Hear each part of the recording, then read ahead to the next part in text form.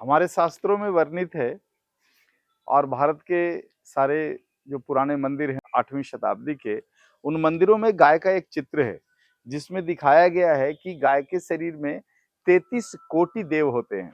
33 कोटि का अर्थात है कि 33 उत्कृष्ट कोटि के देव हैं। जैसे सिंहों में इंद्रदेव हैं, ललाट में भगवान शिव का वास है, कंधे में ब्रह्म ऊर्जा का वास है,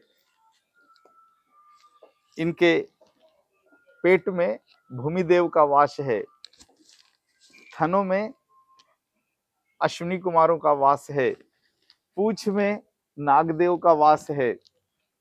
इसके साथ साथ गाय हमें 5 अद्भुत द्रव्य देती है, जिसमें 3 द्रव्य मूल द्रव्य माने जाते हैं, जिसमें है गाय का क्षीर जिसको हम दूध कहते हैं, गाय का मूत्र है और गाय का गव्य। ये 3 मूल गव्य हैं और इन गव्यों से हम दूसरे गव्य भी बनाते हैं।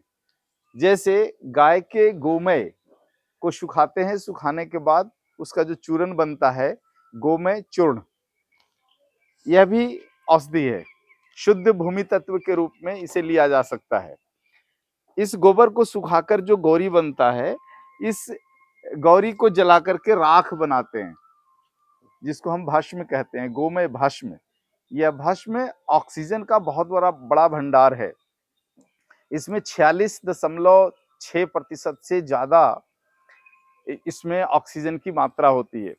उसी प्रकार से देखें तो जो गाय का क्षीर है, क्षीर से दही बना लेते हैं हम, दही में मंथन की क्रिया करके मक्खन बना लेते हैं, मक्खन भी एक गव्य है।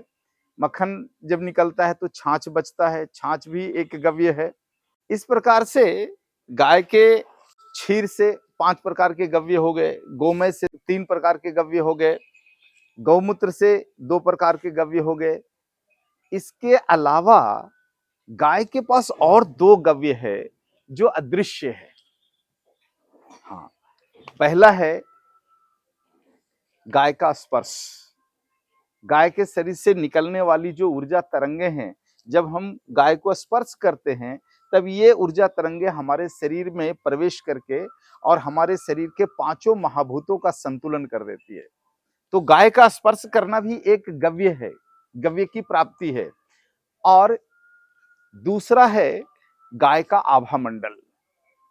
गाय का जो अदृश्य शरीर है, आभा मंडल है, वो 30 मीटर दूर तक होता है। तो 30 मीटर के रेडियस में यदि कोई व्यक्ति रहता है तो वह गाय के आभा मंडल में रहता है। तो हमारे शरीर में यदि कोई व्याधि है, हमारे शरीर का आभा मंडल यदि असंतुलित है, तो गाय के आभा मंडल में रहने से हमारे शरीर के आभा मंडल का संतुलन बन जाता है। इस प्रकार से देखें हम तो गाय के 3 मूल गव्यों से 10 गव्य बनते हैं और 2 अदृश्य गव्य हैं, एक स्पर्श और एक आभा मंडल। इस प्रकार से गाय हमें 12 तरह का गव्य प्रदान करती है। ये 12 तरह का गव्य यदि मनुष्य ग्रहण करे तो कभी वो बीमार नहीं पड़ सकता, कभी उसकी चेतना खराब नहीं हो सकती, कभी भी उसके शरीर का भूमि तत्व, जल तत्व, अग्नि तत्व, वायु तत्व, आकाश तत्व का संतुलन बिगड़ नहीं सकता है।